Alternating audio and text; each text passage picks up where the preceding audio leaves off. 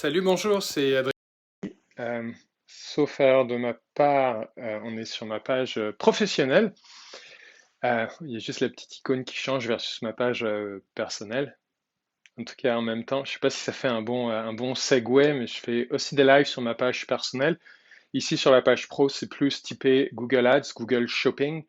Sur la page personnelle, c'est plus un niveau plus, disons, au niveau de l'empathie, au niveau de la posture, au niveau de l'alignement.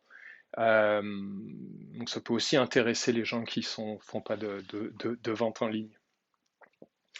Ici maintenant, je pense le petit texte que je mettais là quand salut bonjour qui me rejoignait, vous pouvez mettre un hashtag Google Shopping, me dire allô ou dans un commentaire, euh, vous qui rejoignez en direct ou sinon en replay. Je pense que j'ai écrit achèteriez-vous dans votre propre boutique? Et en fait, c'est une question que je pose peut-être plus à des commerçants qui font moins de 100 000 par mois qu'à des commerçants qui font plus que 100 000 par mois, parce que en général, à ce palier-là, c'est pas forcément, j'allais dire la réponse est sans doute oui. C'est oui, ils achèteraient dans leur propre boutique, à leur propre commerce. Mais sur des boutiques plus petites, il y a des fois, je dis, achèteriez-vous sur votre boutique? Point d'interrogation. Vraiment? Point d'interrogation.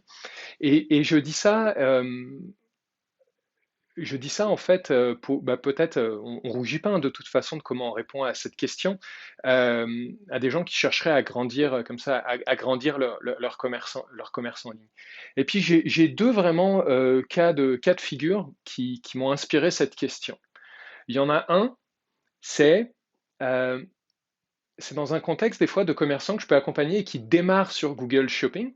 Et là, je leur dis, hey, il n'y a pas de page dans le site qui précise tes termes et conditions alors de comment ça va fonctionner la livraison et à quel prix, puis qui précise pas non plus tes politiques de retour.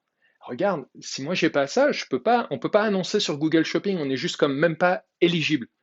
Et là, il y en a qui peuvent se dire, ah, Google est tannant, Google est fatigant, je vais devoir écrire des politiques. Mais il y a quelque chose, là encore, comme j'aime faire des parallèles avec le vrai monde, enfin le vrai monde, pas que ce soit le faux monde en ligne, mais avec le monde physique. Et vous pourriez voir ma vidéo où je parlais comme ça d'acheter chez Rona récemment, quand j'ai acheté une brouette à mon magasin. Euh, mais ne pas afficher ces politiques, pour moi, c'est comme si je vais chez Rona et que on me dit ah ben on ne sait pas quand est-ce que vous l'aurez l'item. Mais par contre, vous me donnez votre argent maintenant. Ou on me dirait, ah, est-ce qu'on va pouvoir vous le reprendre si ça fait pas? Ah, on vous dit pas. Ça, on le sait pas, on le figure après coup. Donc là-dessus, il y a quelque chose qui dit, ben là, quelqu'un qui dirait ça, il n'y a pas de business owner qui irait dans un commerce et qui achèterait s'il n'a pas de clarté sur quand est-ce qu'il va pouvoir avoir l'item chez eux, puis quelles seraient les conditions de retour. Donc ça, c'est une première chose. En lien encore avec Google Shopping, euh, là aussi, des fois, quand des gens qui vendent physiquement dans une business, disons, locale et ont une boutique en ligne également, euh, des fois, ils n'ont pas forcément dans le début une, deux, trois personnes dédiées pour la boutique en ligne.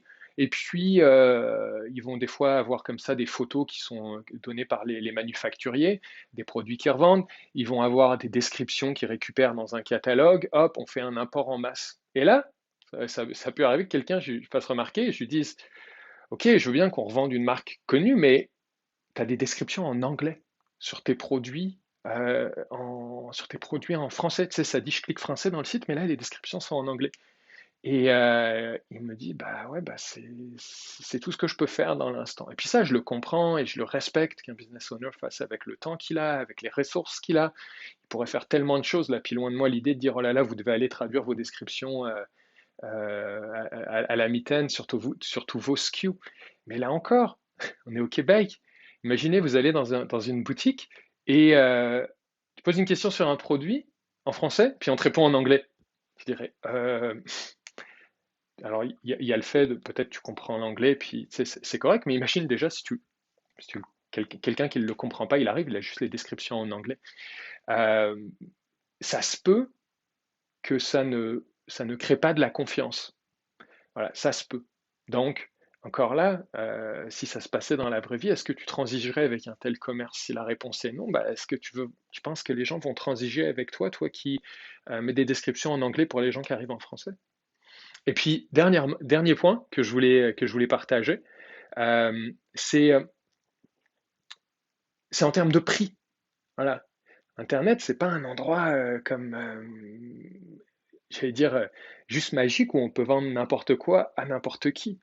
Ça veut dire que euh, si dans ta boutique, tu vends tes produits, mais qu'à un clic, le compétiteur euh, les vend moins cher, ça va peut-être être difficile. Alors après, peut-être que tu sais, il y a des raisons, tu as des conditions de garantie uniques, tu l'as en stock, tu vas le livrer plus vite, tu as des conditions de retour meilleures qu'ailleurs, tu as un bon programme de fidélité, les gens ont confiance dans ta business, alors que bon, celui qui vend moins cher, il est un peu olé olé. Mais c'est comme de dire, moi, le gars de Google Ads ou de Google Shopping, je ne peux pas faire de la magie. Bonjour à toi, à vous qui nous retrouvez en ligne. Et donc, tu ne peux pas faire de la magie en termes de pricing. Ça veut dire que si tu vends les mêmes items que les autres, que tu n'as pas plus d'historique qui peut donner confiance en termes, par exemple, d'avis client, et si tu mets des prix plus élevés que les autres, si derrière ça ne vend pas, c'est pas forcément la faute à Google Shopping. C'est possiblement un défi de. Moi, à l'école de commerce, on me parlait des 4 P, dont le prix. Et donc, on ne peut pas juste laisser ça au hasard. Quand tu es, par exemple, tu es au Québec, tu es à Gaspé, il y a deux revendeurs de ce que tu revends à Gaspé.